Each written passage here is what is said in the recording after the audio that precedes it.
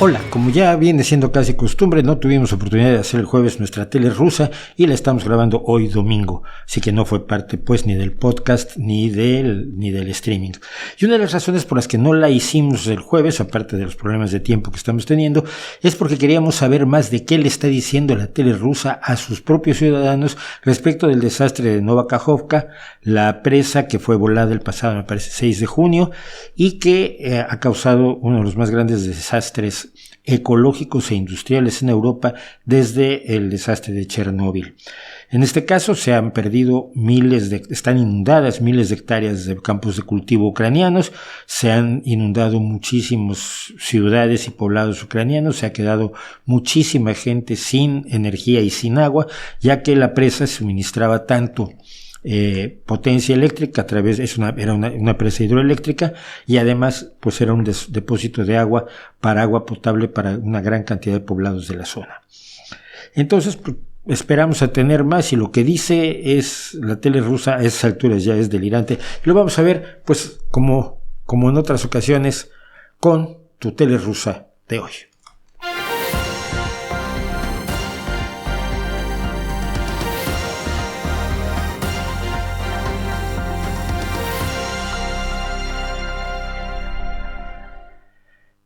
Y queremos recordar, como todas las ocasiones, que tu tele rusa es una selección, pequeños trocitos de los vídeos más largos que selecciona Julia Davis prácticamente todos los días de la tele rusa. Julia Davis, reportera de The Daily Beast, que ve la tele rusa para que no la tengas que ver tú, que menuda tarea es ver la tele rusa. Y nosotros seleccionamos algo de lo que hace el favor de recopilar Julia Davis para que usted vea qué le cuenta la tele al público ruso. No es la propaganda que sale, no es la propaganda que nos mandaba Russia Today, no es la propaganda de RIA Novosti, de Sputnik, de la agencia TASS, de los minions y acólitos que tiene el Kremlin y Putin en todo el mundo para vender la narrativa rusa, sino esto es lo que le cuentan al pueblo ruso. Así que pues en esta ocasión vamos a hablar de tu tele rusa y el desastre de la presa, pero antes de eso vamos a ver cómo, aquí hay un ejemplo que a mí me parece interesante de cómo se aclara que el que toma las decisiones es nuestro comandante en jefe, por supuesto, Vladimirovich Putin, pero si yo estuviera al frente, pues lo que cometería sería un genocidio normal y corriente. Solo el comandante supremo de nuestro país, Vladimir Putin, puede tomar estas decisiones. Lo que me viene a la mente ahora, y lo diré de nuevo, es destruir todo ser viviente en la zona de Kharkiv, como castigo y también como prevención.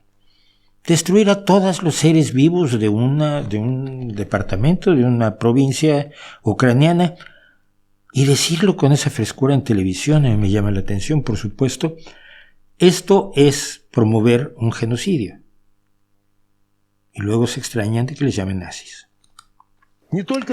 Necesitamos más que censura. Este señor es el esposo de Margarita Simonian, la directora de Russia Today, la ex jefa supuesta ex jefa de Ina Fidogénova, y lo que él propone aquí es directamente la censura. Las autoridades tienen que atreverse a tomar medidas drásticas dentro del país. En mi opinión, en nuestro país deberíamos tener,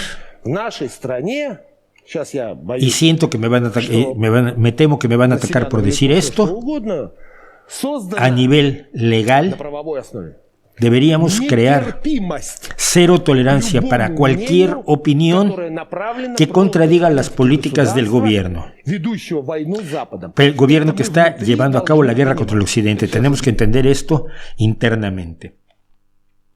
Simple y sencillamente, como si no hubiera censura en Rusia. Esto es muy divertido. Desde el momento, no es divertido, es aterrador, es una forma de hablar.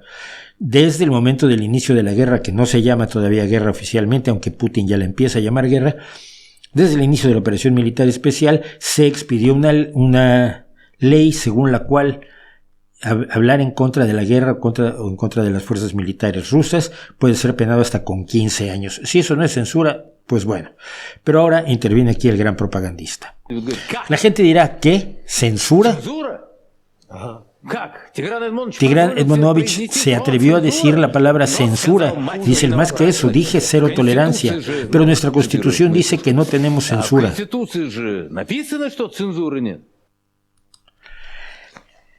Bueno, nuestra Constitución dice muchas cosas. Y ahora, déjenme recordarles que hace más de 100 años, cuando los británicos y otros países iniciaron una intervención en contra de la Rusia soviética, un potente movimiento, el Manos Fuera de Rusia, jugó un papel muy importante en detener esta campaña. Se inició con la ayuda de los sindicatos de la Unión del Reino Unido. Efectivamente así fue, y esto fue en momentos en que los sindicatos, por supuesto, veían la Unión Soviética como una esperanza de una vida mejor y de una sociedad o de una organización social mejor que la que existía en ese momento, y no son solo los sindicatos en ese momento, sino muchísimos seres humanos en todo el mundo veían en las propuestas de la Unión Soviética quizás una esperanza a otros sistemas que eran mucho más aversivos, y que la información de lo que pasaba dentro de la Unión Soviética pues tampoco salía. Entonces esto no es comparable a lo que pasa hoy, pero dice este personaje que debe promoverse esto nuevamente por todos los medios, legales o ilegales, directos e indirectos, utilizando fábricas de trolls de idioma inglés. Esas fábricas de trolls que dicen la Rusia que nunca tuvo. Utilizando cualquier recurso posible, promover este pensamiento entre ellos, para sacar una conclusión lógica. El gobierno no te puede aumentar los salarios como tú quieres, porque tu dinero se lo están gastando en apoyar la guerra y las muertes de ucranianos. Sí, efectivamente es una conclusión lógica que se puede llegar, ¿no? Primero que nada, los salarios han mejorado bastante de tiempos de la Unión Soviética acá, pero de otro lado lo mismo se podría decir en Rusia. El gobierno no puede darle sanidad, agua potable, electricidad a grandes zonas de la Rusia actual, pero se está gastando todo el dinero de los rusos en una guerra de agresión, una guerra genocida, una guerra de invasión. Eso sí, no lo van a contar ellos. ¿De dónde vienes?, le pregunta Vladimir Soloviov a este hombre. Si ustedes recuerdan, hemos visto en varias ocasiones cómo Vladimir Soloviov y en general los presentadores de la televisión rusa utilizan expresiones racistas de un nivel enormemente desagradable para referirse a voluntarios estadounidenses o británicos que están luchando, o colombianos incluso, que están luchando del lado de Ucrania, y a los que han llamado, por supuesto, mercenarios. Pero las cosas cambian cuando las personas de color oscuro están de tu lado. Hola, ¿de dónde eres? De Camerún. Tremendo. No trataría yo de ganarte al fútbol. Ja, ja, ja. ¿Qué edad tienes? 47 años. Ah, eres joven. Has decidido ir y luchar. Sí, estoy rellenando los formularios. ¿Tienes alguna experiencia? No. Ellos te enseñarán.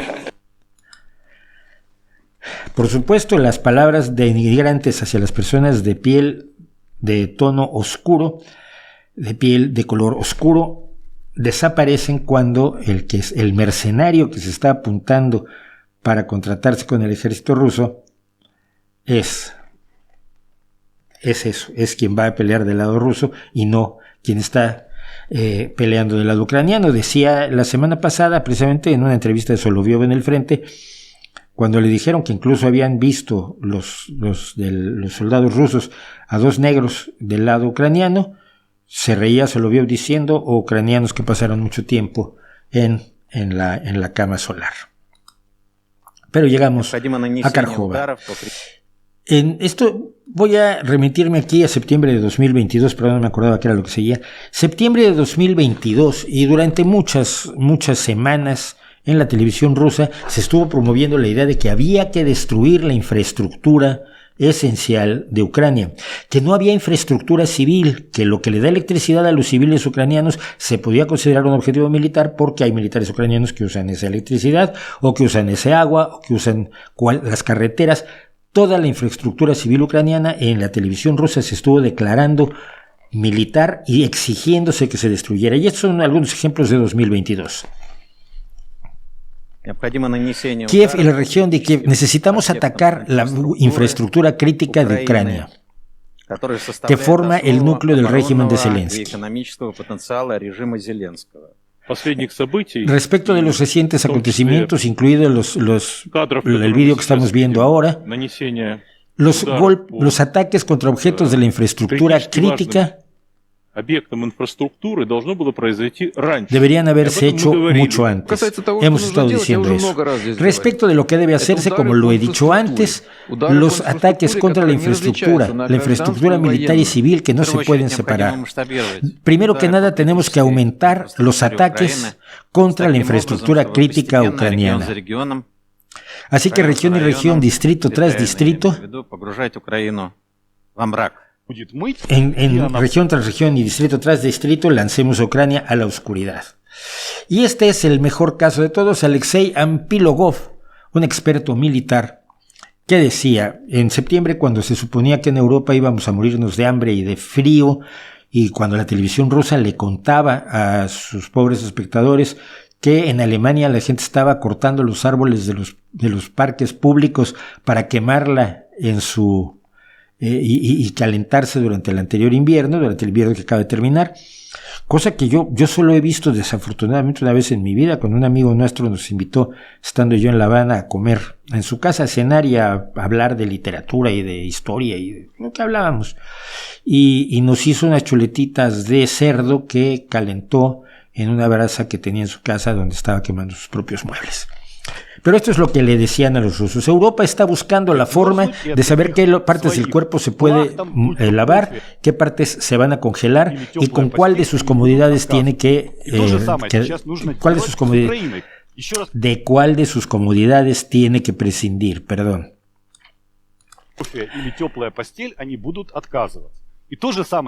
Ya sea el café o una cama tibia. Necesitamos hacerle lo mismo a Ucrania. Déjenme enfatizar, es mi país natal, es donde nací, viví 40 años, pero nuestra victoria depende de qué tan rápido podemos destruir toda la infraestructura crítica de ese país.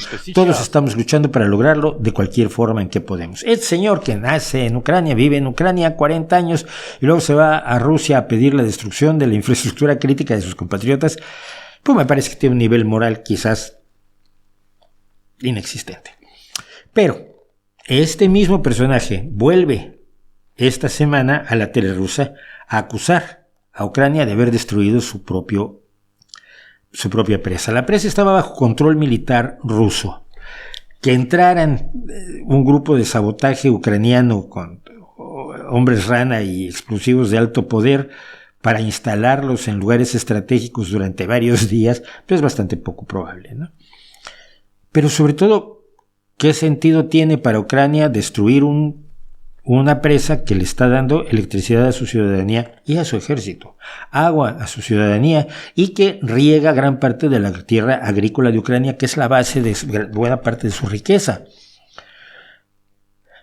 Y quedarse no solo sin el riego procedente de la presa de Nueva Kakhovka, Nueva Kakhovka, no solo quedarse sin el agua de riego, sino además inundar a muchos poblados, poner en riesgo la vida de miles y miles de ciudadanos, convertir el Mar Negro en un basurero, que es lo que ha ocurrido en los últimos días, y destruir sus propias tierras agrícolas, probablemente con marejadas que se lleven la parte más rica del suelo, la capa superior del suelo, que es de la que se alimentan los cultivos.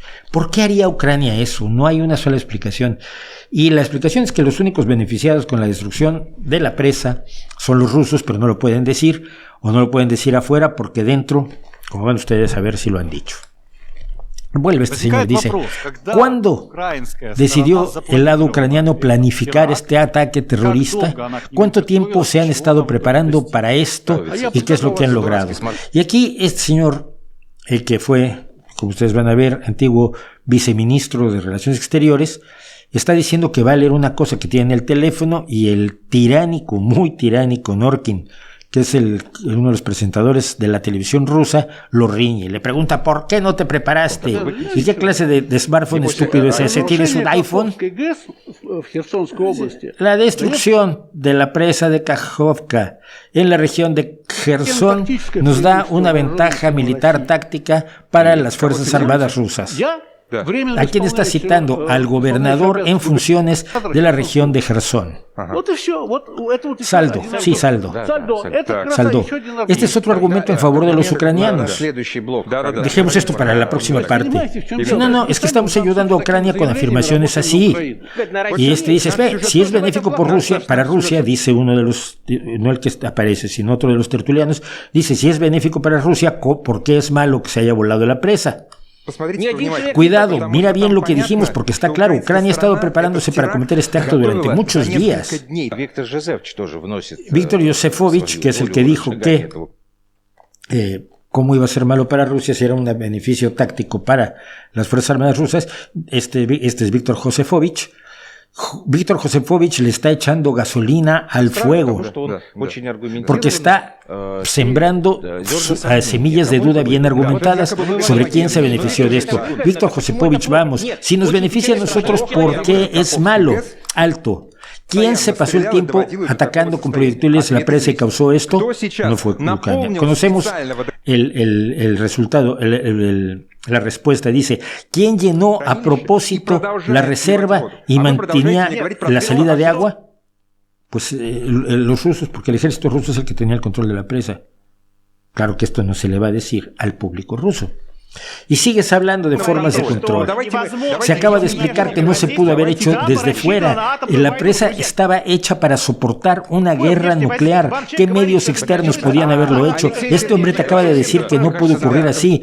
Creo que deberíamos hacer una pausa. Aquí la gente está hablando muy fuerte. Ya ni siquiera entiendo lo que está pasando. Esto es delirante. Y cortan porque hay un experto en armas y 2 personas más en este panel de gente prorrusa, pro-Kremlin, pro-guerra, diciendo que no hay otra explicación a que lo haya hecho el ejército ruso y que además quien se beneficia tácticamente, estratégicamente es el ejército ruso, aunque el desastre sea no solo para Ucrania, sino para buena parte de Europa. El Mar Negro está, como decía yo, convertido en un basurero. Entonces, ¿quién es el hombre del que echan mano para contarnos qué es la verdad? Pues hombre, es nuestro buen amigo, el antiguo presentador de Fox News, el hombre que dice la verdad, Tucker Carlson, que dice que Ucrania, que está seguro de que Ucrania estaba directamente implicada. Si ya que hemos llegado al tema de la destrucción de presas, quizás deberíamos ver al origen de esta cascada. La presa de Kiev, que tiene un excelente depósito de agua, que está ligeramente por encima de Kiev, casi 4 kilómetros cúbicos de agua. Yo me lo pensaría.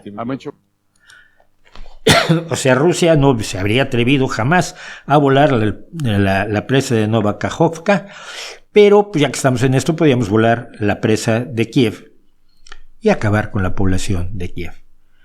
Empezamos en el genocidio, terminamos en el genocidio. Y solo para terminar, porque algo que acabo de leer hoy en Twitter, que me pareció relevante, Moscú ha dicho oficialmente que para iniciar las negociaciones no solo tiene Ucrania que reconocer la soberanía rusa sobre Donetsk, Lugansk, Gerson y Zaporilla, sino que también, y Crimea, sino que tiene que entregarle otras 3 regiones, y que una vez reconocida la soberanía sobre estas 7 regiones de Ucrania, entonces ya podemos empezar a negociar. Yo creo que esto es un mensaje clarísimo para quienes están hablando de negociación constantemente, como si hubiera alguna posibilidad de negociar. Gente como Pablo Iglesias, gente como Noam Chomsky, gente como Andrés Manuel López Obrador, gente como Roger Waters de Pink Floyd, y otras muchas personas que dicen que esto se debería resolver con negociaciones, y probablemente tendrían razón si fuera que Rusia quiere negociar algo, pero Rusia lo único que quiere